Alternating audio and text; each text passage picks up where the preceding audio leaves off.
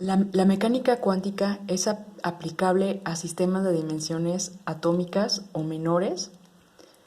Aquí definimos una función compleja para poder describir el estado físico de una partícula o sistema de partículas como un átomo. El producto es real y representa la probabilidad por unidad de longitud o por unidad de volumen de encontrar la partícula en un punto cualquiera, y la certidumbre de encontrar esa partícula en alguna parte es mediante su integración de menos infinito a infinito, y esto es igual a 1. Si la función psi de xt depende de la posición y del tiempo, entonces verifica la ecuación de Schrödinger dependiente del tiempo y queda de esta forma. Aquí psi al cuadrado representa la probabilidad por unidad de longitud de encontrar a la partícula en un punto y en un tiempo dado.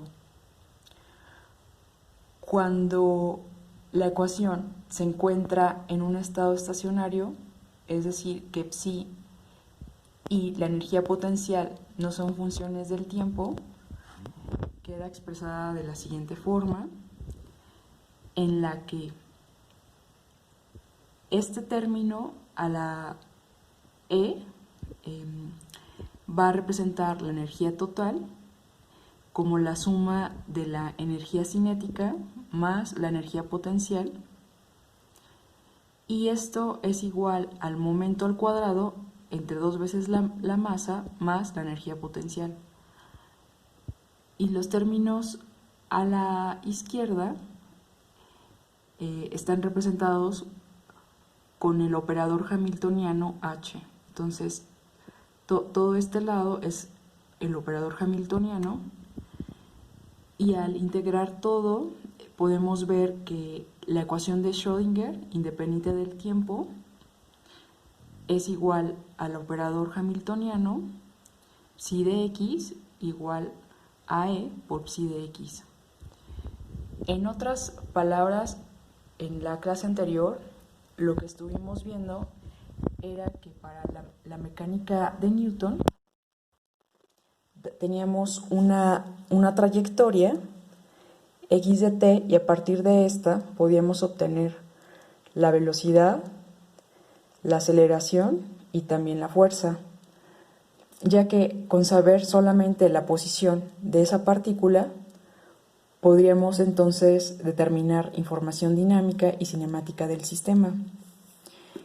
En el caso de la mecánica de Lagrange y de Hamilton, a partir de la energía cinemática y potencial se puede definir una función. Aquí habíamos visto que L es el lagrangiano y representa entonces la diferencia entre la energía cinética y la potencial.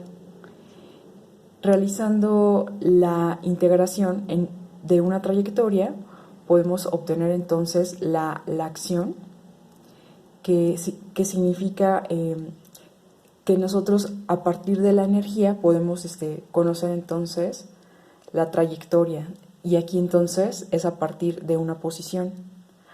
Aquí el lagrangiano y el hamiltoniano son similares. Más adelante vamos a ver qué es el hamiltoniano.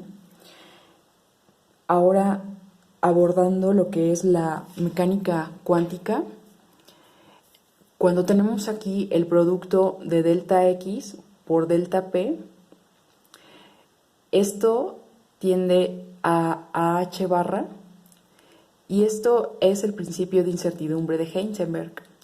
Delta x me representa la incertidumbre de medir la posición, y delta p la incertidumbre de medir el momentum, que es algo proporcional a la velocidad. Esta incertidumbre se refiere al error, y cuando nosotros tenemos que delta x es igual a 0, de acuerdo a esta expresión, podemos decir que hay una total precisión al medir la posición.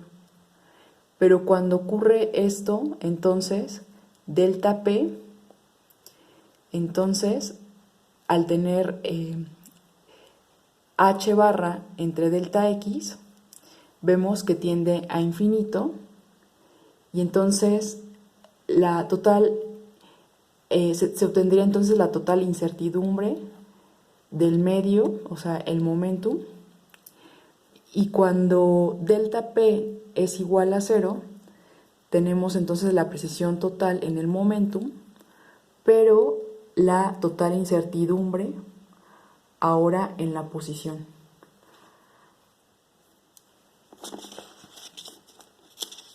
Ahora, entonces, con esto, pues vemos que la mecánica de Newton implica conocer una total precisión, ya que conociendo la posición de las partículas, pero este enfoque en el caso de la mecánica cuántica no se puede aplicar, ya que no es consistente con el principio de incertidumbre de Heisenberg.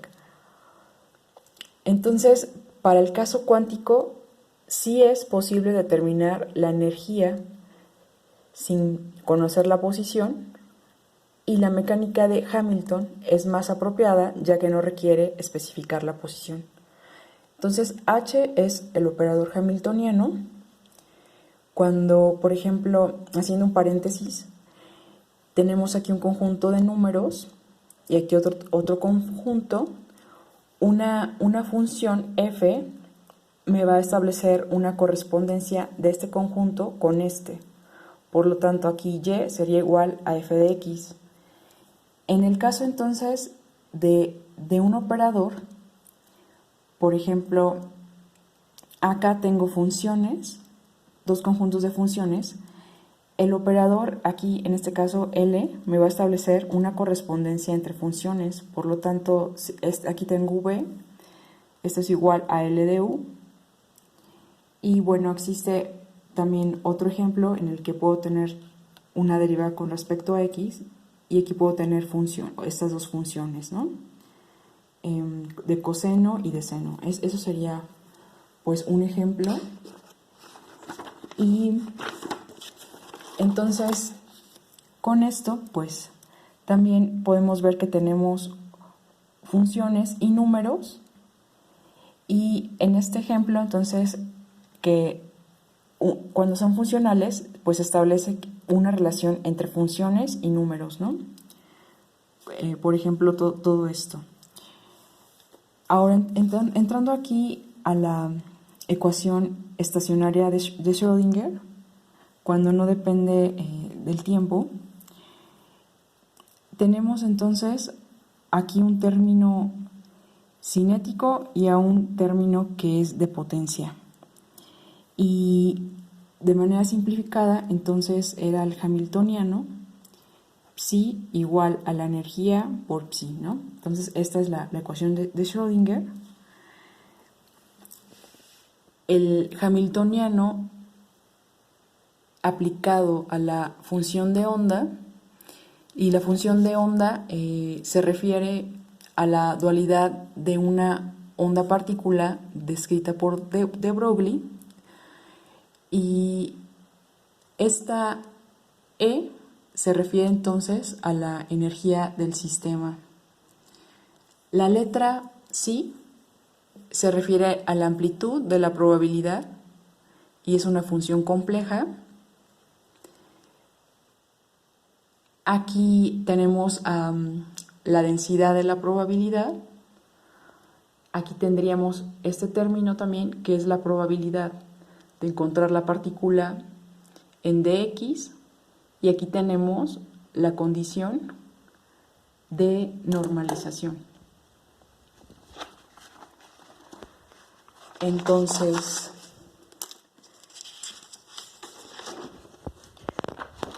de acuerdo a todo esto, si aquí tenemos un ejemplo en el que nos dice que muestre que la función podría ser una solución de la ecuación de Schrödinger, para un oscilador armónico de masa m con una constante de resorte k. Entonces, recordando, vemos que aquí la energía potencial es igual a 1/2 de la energía cinética por x al cuadrado en un resorte. Aquí tenemos entonces la energía sería todo este término, y esta entonces es la ecuación de Schrödinger. Y aquí tenemos la función. Entonces lo que hacemos es derivar una vez, derivar 2 veces, para poder sustituir entonces en la ecuación, y realizando la sustitución podemos ver que llegamos a lo siguiente. Bueno, aquí estamos reagrupando y llegamos entonces a que E es igual a 3/2 de la raíz cuadrada de K entre M por H barra. Entonces, esta función sí es solución de la ecuación de Schrödinger, a condición de que su energía sea igual entonces a esta expresión.